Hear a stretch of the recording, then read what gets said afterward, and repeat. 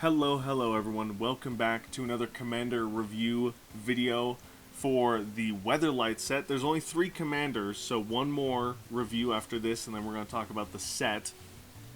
Today we're talking about Maraxus of Keld. And this commander, as you'll see in the commander review, actually got really high score because it's such a unique ability, but it's so broad that it can apply to almost any kind of strategy that you want to build it to. It's very open-ended and yet wants you to do something very specific, and I love that. It's so cool. Maraxus is a human warrior. It's star, and it costs 4 generic mana and 2 red mana.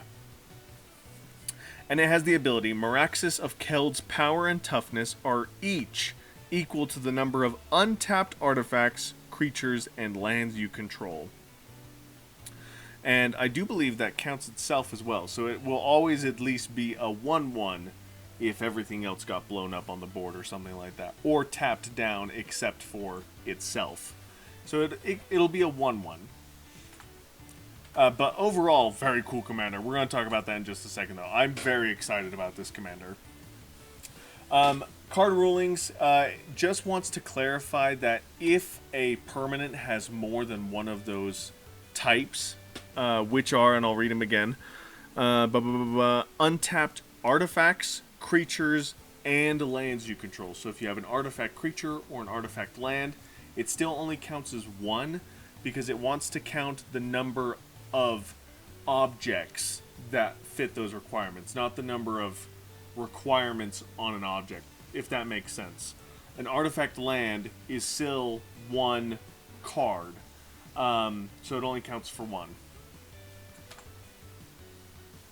Card I chose to synergize is Crime Novelist. One of the popular deck ideas for Maraxus is treasures.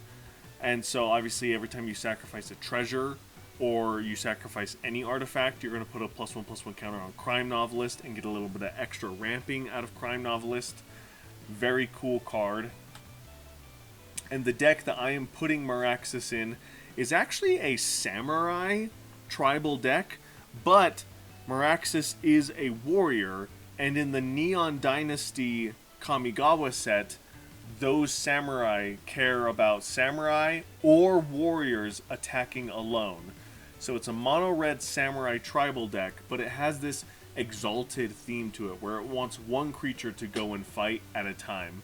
So since they're going to be, since the rest of my board is going to be untapped for blocking purposes, especially because the older samurai have Bushido, so that it makes them great for blocking, Maraxus will always be very strong because I will have a ton of creatures and artifacts that are untapped to just boost him when he attacks. So he'll be very big and a threat all the time, which I think is very cool. And as I said earlier, treasures are very popular for him because you make treasure tokens. You don't have to use the treasure tokens, but the more treasure you make, the stronger he gets. So, you can make a ton of treasure and then, like, fling him for ultimate damage or Chandra's Ignition to clear the board, stuff like that.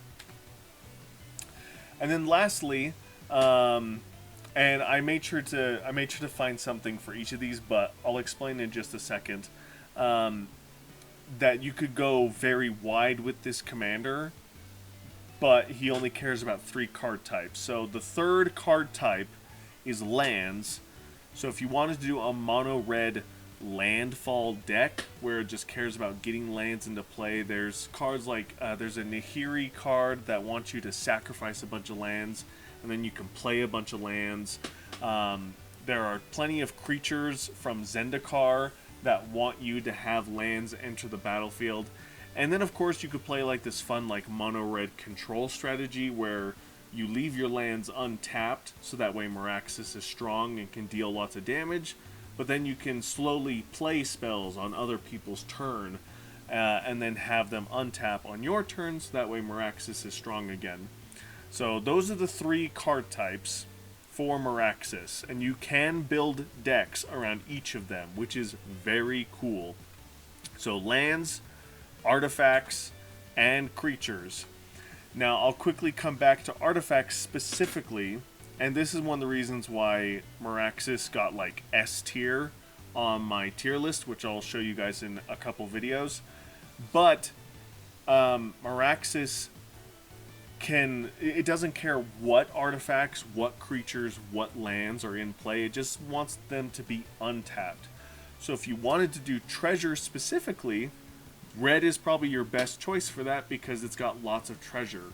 However, if you wanted to make clues, if you wanted to make maps, if you wanted to make blood tokens is very good in red. You can make any kind of token that is an artifact and build around that token strategy. Because if you want to play maps, there are cards that care about maps. Maybe not maps in particular. Treasures and blood tokens would be the best. But there are creatures that care about treasures being used to cast spells. So build a treasure deck and then have Maraxus as the commander because it wants them to be untapped. Play a blood token vampire deck because vampires want blood tokens. But blood tokens you can leave untapped for Maraxus. And that's why I think Maraxus is so cool, because it wants something very specific. It wants things to be untapped, but it's generic enough that you could specifically build a blood token deck, a treasure deck, a samurai exalted deck, a vigilance haste deck, a token deck where you're just building an army of tokens to block with, but then make Maraxus strong. Land would be the hardest one to do outside of like just doing Landfall, because there's not a whole lot else you can go outside of just playing lands and playing the game. But there are so many different outlets that you could build around, and it still could have Maraxus be the commander. Which I think is just so cool. So that's going to do it for Maraxus. Very interesting, very cool build. I'm very excited to play with Maraxus as one of my commanders. Especially because I love Samurai, and I love the old Samurai mechanic. And I love Exalted. So I made a quote from, what is it? Mad Max. The newer Mad Max movies. Where there's the guy who's just like, witness me! This guy's outfit just screams Mad Max, Road Warrior, Thunderdome kind of vibes to me. So witness me, because he just wants to come into play, let everyone stand around and watch him as he just goes and pummels your opponents. It's so flavorful. I think it's so cool. Of course, obviously he wants things to be untapped. So obviously, if you were to play truly to that strategy, you would really do nothing else. You just play things and not use them. So that's obviously the downside, but you don't obviously have to play around that. Just be careful that you don't tap your entire board down, because then Maraxus will be 0-0, which you obviously don't want. But with that said, Maraxus is cool. I can't wait to play with Maraxus. Make Maraxus big.